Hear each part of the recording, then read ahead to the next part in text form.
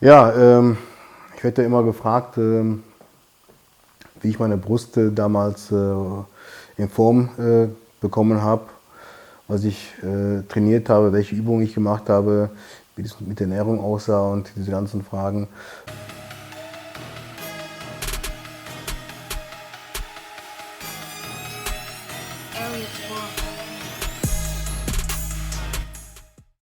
Das Problem ist einfach, dass ich jetzt zwar sagen kann, was ich gemacht habe von Übungen, wie ich trainiert habe, wie oft auch, ja, wird aber nicht zur Lösung beiführen, weil es einfach nicht nur, man kann es nicht nur reduzieren auf das Training oder auf die Ernährung.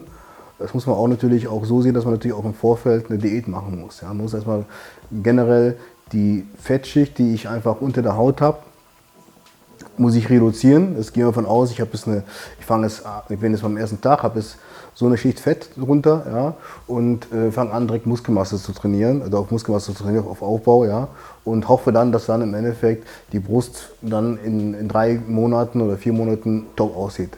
Das wird nicht funktionieren. Also das kann nicht funktionieren, weil natürlich ist klar, ich habe ja auf den Muskel, der ja dann ein Volumen hat, ja, immer noch diese Fettschicht drauf, ja, die eigentlich dann im Endeffekt die Brust zwar größer wirken lässt, aber immer noch wässrig und nicht fest. Ja, so. Das heißt natürlich, wenn ich eine straffe Brust haben möchte, ja, dann muss ich einfach grundsätzlich erstmal den Körperfettanteil im Körper reduzieren. Du kannst natürlich auch nicht hingehen und sagen, ich will jetzt an der Brust Fett verlieren, deswegen mache ich jetzt sehr viel Brust, oder ich möchte gerne viel Fett verlieren am Bauch, deswegen mache ich jetzt viel Bauchübungen. Auch das wird nicht funktionieren. Man kann nicht gezielt auf eine Körperstelle bezogen, ja, das Fett reduzieren durch ein Training. Man wird natürlich ein bisschen verlieren, weil man natürlich auch bei Krafttraining natürlich auch Kalorien verbrennt. Aber der gewisse Effekt, den man haben möchte, den man erzielen möchte, ja, dass man dann da wirklich eine straffe Haut hat und der Muskel wirklich hervorscheint, wird nicht durch Krafttraining erzielt. Das heißt, man kann nicht sagen, ich will jetzt Brust weniger haben oder will jetzt an der Schulter weniger Fett haben oder auch auf dem Bauch. Ja. Ich muss prinzipiell eine Diät machen, wo der ganze Körper im Endeffekt reduziert wird, weil der auch entscheidet, wo zuerst abgebaut wird. Ja. Und wenn das gemacht ist, dann kann ich auch im Endeffekt gut aufbauen, wo auch danach auf jeden Fall die Brust oder auch andere Körperteile eine vernünftige Struktur haben, straff sind, ja, und der Muskel auch gut herausguckt. Dann ist die Fettschicht zwar nicht komplett reduziert, ist auch klar, geht auch gar nicht, ja, aber sie ist wenigstens so weit runter, dass der Muskel im Endeffekt so nah an der Haut ist, dass man auf jeden Fall gewisserweise das Volumen gut sehen kann, dass der Muskel auch sehr straff unter der Haut sitzt, ja, und im Endeffekt das ist, was man haben möchte. Das heißt, bei mir war das so, dass ich eigentlich erstmal die Diät gemacht habe und habe dann angefangen im Dezember dann aufzubauen bis hin an Anfang März. So. Die Übungen, die ich gemacht habe dafür, sind eigentlich im Großen und Ganzen relativ ähnlich. Ich habe eigentlich versucht, in diesem Zeitraum von diesen 2-3 Monaten natürlich auch einen Reiz beizubehalten.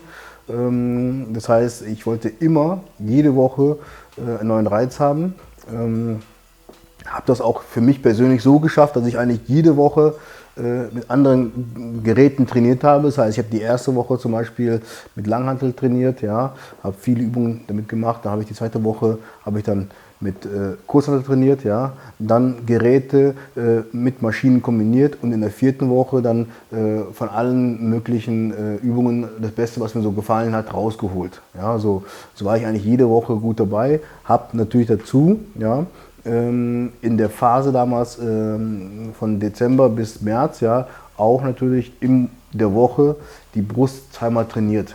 Das heißt, ich habe die einmal am Dienstag gemacht und dann nochmal am Samstag oder Sonntag. Ja, so, weil letztlich noch Schultertraining ist ja auch noch ein bisschen Brust dabei. Ja, habe ich das ein bisschen dazwischen reingesetzt. Ja, in der Regel auf Donnerstag oder auch Freitag.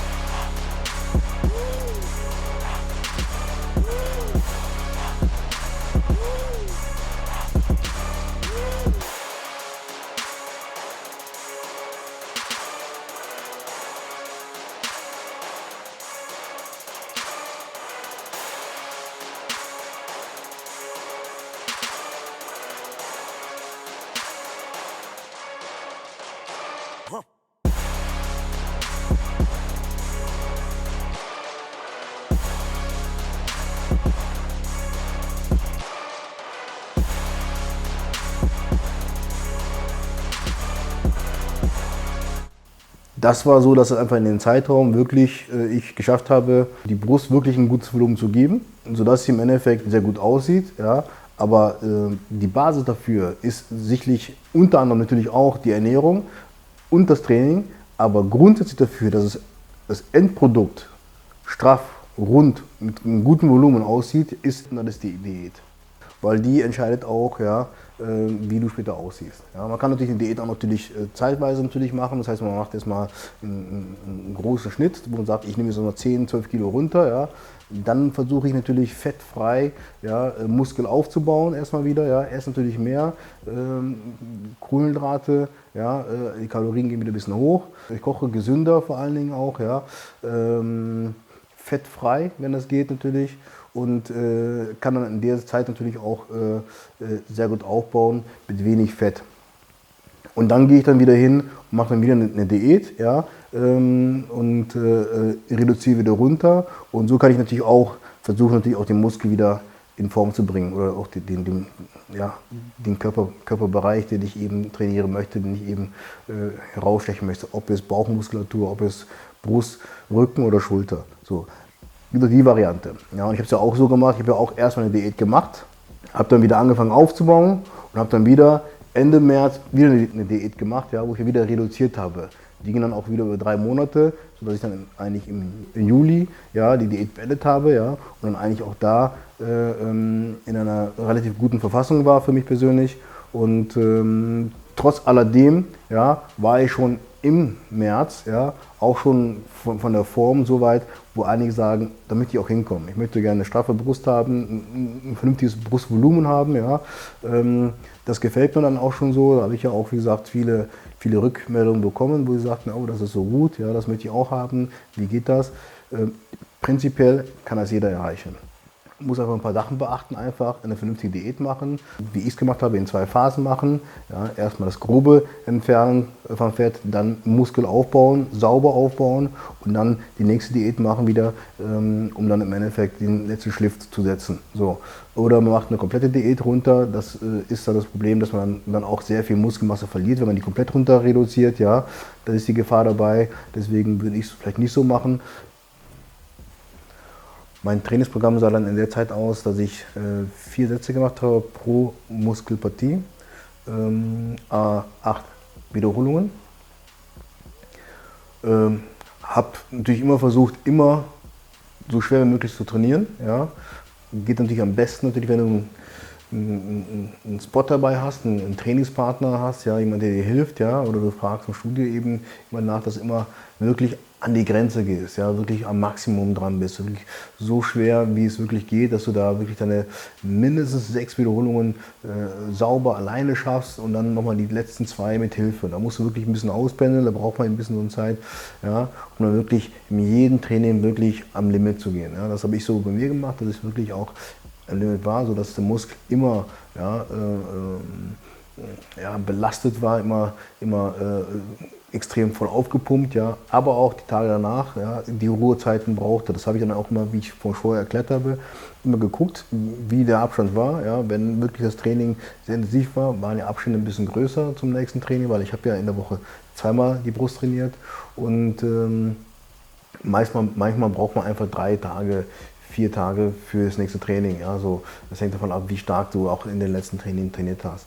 Ja, und das ist alles. Ja, die Übungen, die ich mache, sind im Prinzip immer die gleichen. Ja, also es ist, ob Langhantel, Kurzhantel oder an Geräten, immer die gleiche. Ich fange zum Beispiel bei mir, mache ich so, dass ich immer als erstes mit der Schrägbank-Variante anfange.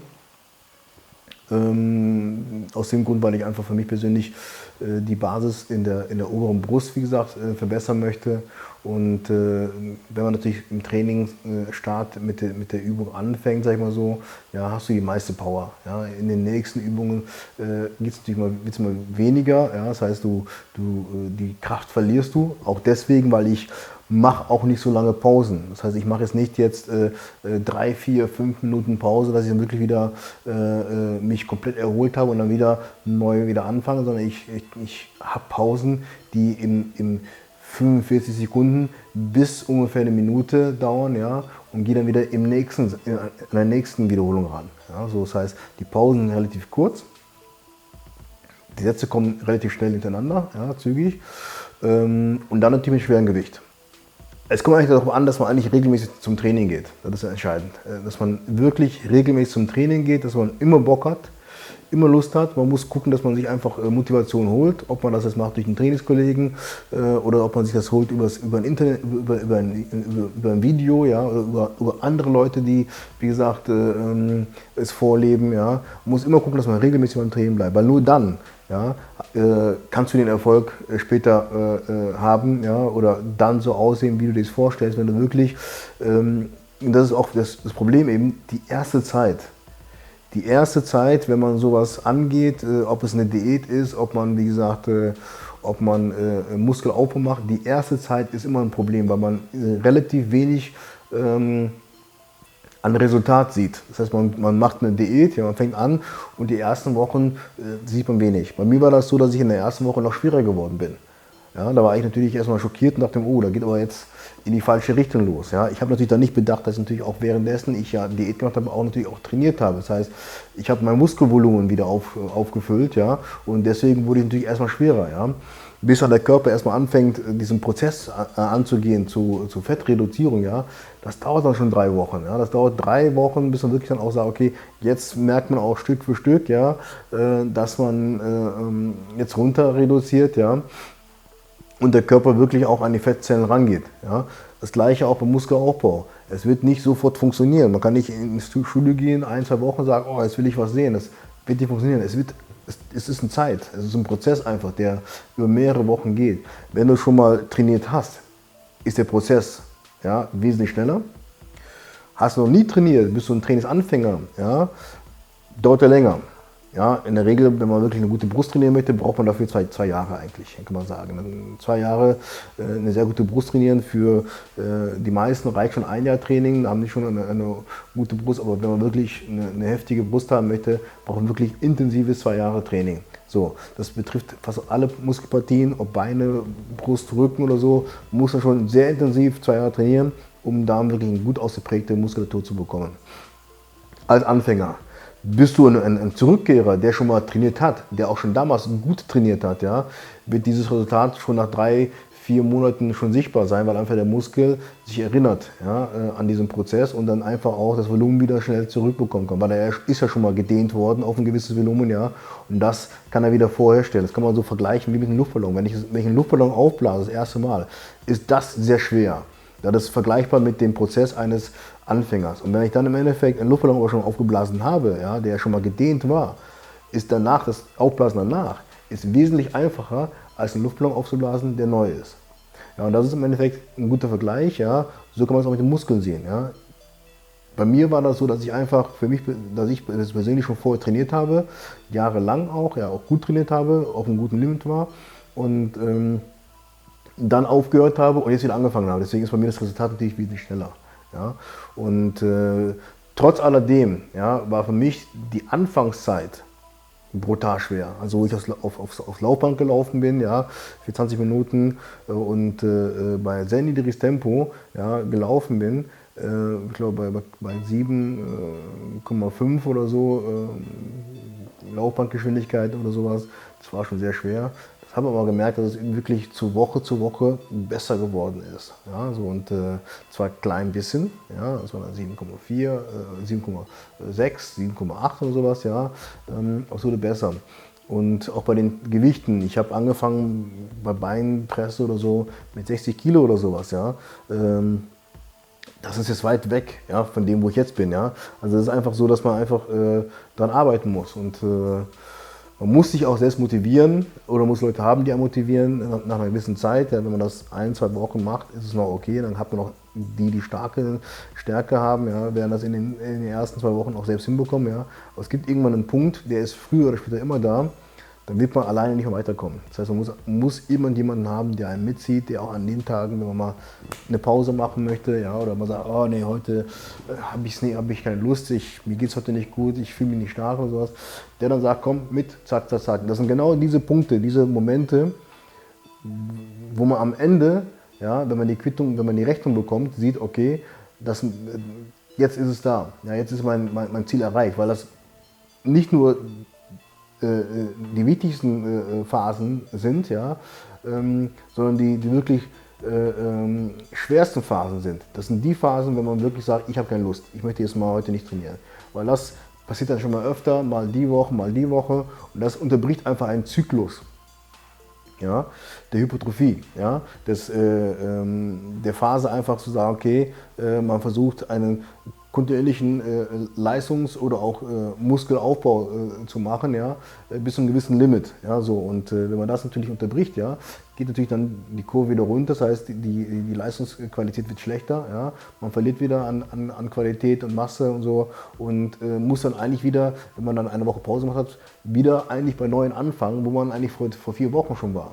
Ja, so. Und das ist einfach eine Kombination von vielen Sachen. Das ist einfach Disziplin, Ehrgeiz, ja, Wille, ja, und Stärke, was man mitbringen muss. Und das hole ich mir persönlich auch, ja, durch euch. Ja. Ihr unterstützt mich, ihr motiviert mich, ja, ihr inspiriert mich auch. Ja. Ihr schreibt Kommentare, die mich immer wieder motivieren, bei jedem Training wieder aufs Ganze zu gehen. Ja. Und im Gegenzug auch motiviere ich euch in irgendeiner Art und Weise. Ja. Wie es für euch das im Endeffekt, jeder zieht sich das raus, was er braucht. Ja. Und das ist für ihn die Motivation, so wie ihr mir das sagt. Ja. So, und das ist eigentlich im Endeffekt eine Win-Win-Sache. Ja. Jeder gewinnt davon.